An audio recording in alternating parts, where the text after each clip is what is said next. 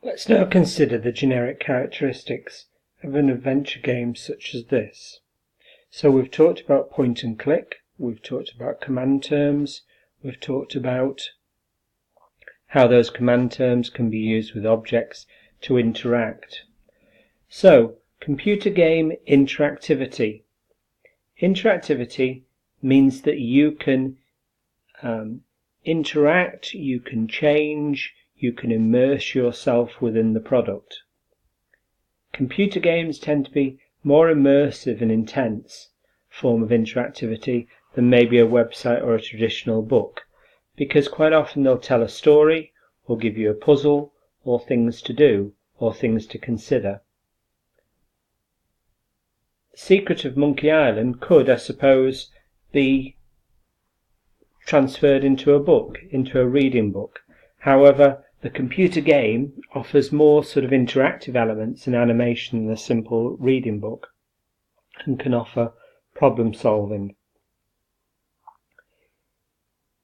It uses generic characteristics such as a mysterious hidden island and pirates and solving quests. That tends to be attractive in terms of an adventure and people seeking a storyline and seeking something fun and adventurous that they might then engage with and might keep their interest. Fantasy, pirate, adventure all tend to be things that would capture maybe a teenage audience.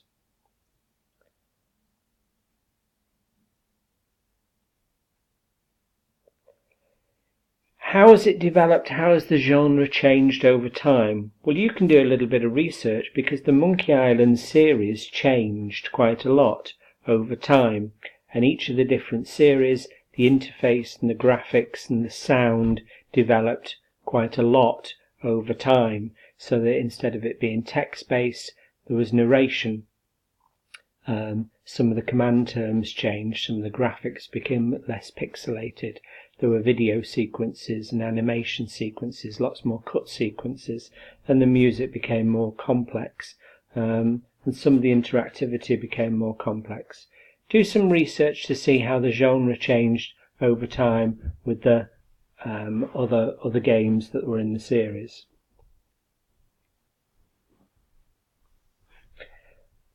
The games were also released for PS3, iPhone, iPad, so other devices as well, and also therefore allowed you to use not just keyboard and mouse, but allows you to use gamepads and so forth.